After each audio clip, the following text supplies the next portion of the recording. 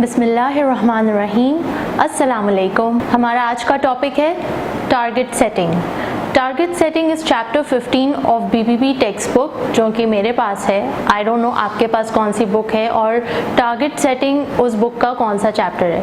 बहरहाल आज का टॉपिक हमारा रहेगा टारगेट सेटिंग, और इसमें हमने पढ़ने हैं 4 topics.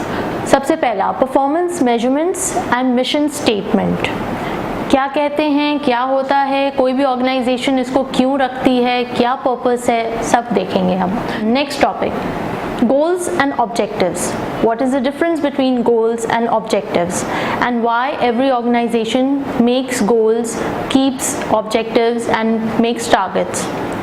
Next, benchmarking, and the last topic would be external conditions. So our first topic, performance measurements and mission statements. क्या फ़र्क है दोनों में? हर कंपनी, हर ऑर्गेनाइजेशन अपने काम को मेजर करती है, which is called performance measurements. इसकी डेफिनेशन पे नज़र डालते हैं। Aims to establish how well something or somebody is doing in relation to a planned activity. Aims to establish how well something or somebody is doing in relation to a planned activity. यकीनन हम अभी तक पढ़ते आ रहे हैं कि कोई भी ऑर्गेनाइजेशन, कोई भी शख्स बिजनेस स्टार्ट करने से पहले क्या करता है? प्लान करता है। कुछ जहन में उसके गोल होते हैं, ऑब्जेक्टिव्स होते हैं जो उसे अचीव करने होते हैं, जिसके लिए वो एक प्लानिंग करता है कि मैं ऐसे ऐसे करूँगा, ये स्टेप्स लूँगा और ऐसे ऐसे करके मैं वहाँ तक अपने गोल तक पहुंच जाऊंगा। लिहाजा अब क्या हो रहा है? परफॉर्मेंस को मेजर किया जा रहा है। प्लान बन गया, परफॉर्म कर लिया, अब क्या कर रहे हैं? उसी परफॉर्मेंस को मेजर कर रहे हैं। ये देख रहे हैं कि जो हमने प्लानिंग की और जो हमने एक्चुअल में इम्प्लीमेंटेशन की, उन दोनों में क्या फ़र्क आया। मैंने सोचा था कि मैं ACCA स्टार्ट करूंगी और ACCA स्टार्ट करते हुए सबसे पहले मैं अपना FIA क्लियर करूंगी, फिर मैं अपने फाउंडेशन स्किल्स के पेपर्स दूंगी, फिर मैं प्रोफेशनल लेवल के पेपर्स दूंगी और फिर मैं जॉब करूंगी। ये मेरा प्लान था और मैंने सोचा कि मैं इस प्लान को मुकम्मल इम्प्लीमेंटेशन की तरफ तकरीबन मुझे 4 साल लग जाएंगे। लेकिन जब एक्चुअल में ये प्रोसेस से मैं गुजरी तो मुझे पता चला कि अच्छा FIA में तो जो सोचा था वैसा नहीं हुआ। फिर फाउंडेशन स्किल लेवल्स में 2-3 दफ़ा लुढ़क भी गए। अब क्या करें? अच्छा, अब फिर क्या, फाउंडेशन स्किल्स के बाद क्या करना था? प्रोफेशनल, लेकिन बीच में बैचलर्स ऑफ साइंसेस की डिग्री आ गई तो उसकी थीसिस में टाइम लग गया। अच्छा, वो कर लिया, फिर प्रोफेशनल पेपर में आ गए। प्रोफेशनल पेपर कैसे दिए? सोचा क्या था, हुआ क्या, इम्प्लीमेंटेशन क्या हुई, और एट दी एंड कितना वक्त लग गया अपनी मंजिल पर पहुंचने के लिए। और हमारी मंजिल क्या थी कि ACCA कंप्लीट क्वालिफिकेशन हमारे हाथ में हो।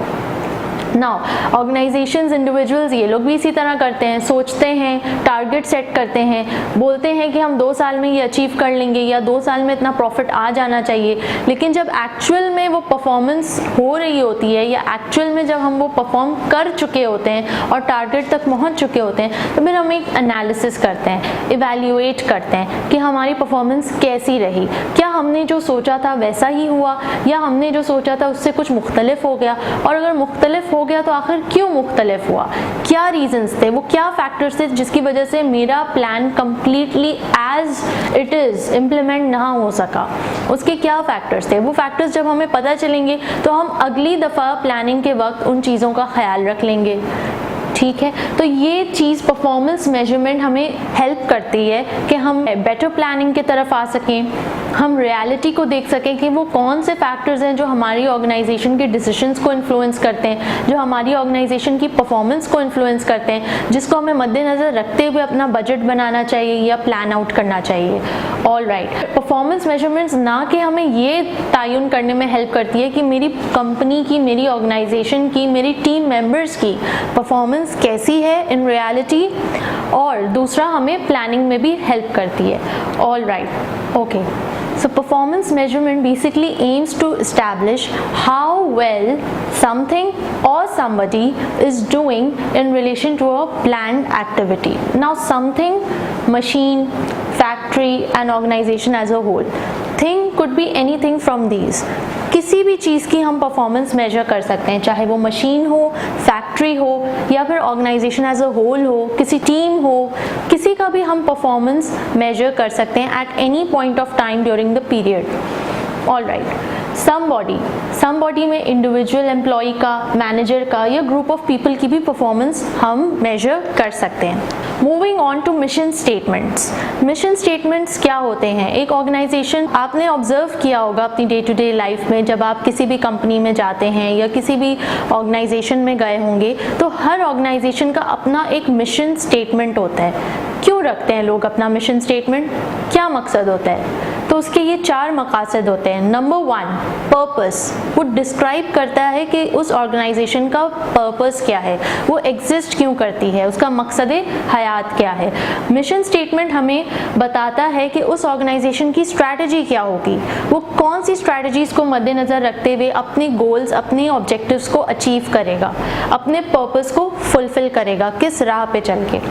मिशन स्टेटमेंट से हमें तीसरी जो चीज़ पता चलती है वो है पॉलिसीज़। वो कौन सी पॉलिसीज़ हैं जो ये ऑर्गेनाइजेशन फॉलो करेगी, और वो कौन से स्टैंडर्ड्स ऑफ बिहेवियर हैं जिसको ये प्रमोट करती है या इनकरेज करती है। चौथी चीज़ जो हमें पता चलेगी वो है वैल्यूज़ एंड कल्चर। वो पर्टिकुलर ऑर्गेनाइजेशन का वैल्यू सिस्टम क्या है, बिलीफ सिस्टम क्या है, वो किस कल्चर को प्रमोट करता है, और ये ज़्यादातर डिफाइन होता है कि वो उनका एरिया ऑफ लोकेशन कहाँ है, वो कंपनी किधर बेस्ड है। तो उस हिसाब से वो लोग अपना मिशन स्टेटमेंट सेट करते हैं। तो मिशन स्टेटमेंट इन शॉर्ट हमें एक पूरी तस्वीर खींच के बता देता है कि ये ऑर्गेनाइजेशन का पर्पस क्या है, उसकी स्ट्रैटेजी क्या होगी, पॉलिसीज़ क्या होंगी, और ये कौन से कल्चर या वैल्यू सिस्टम पे बिलीव रखते हैं।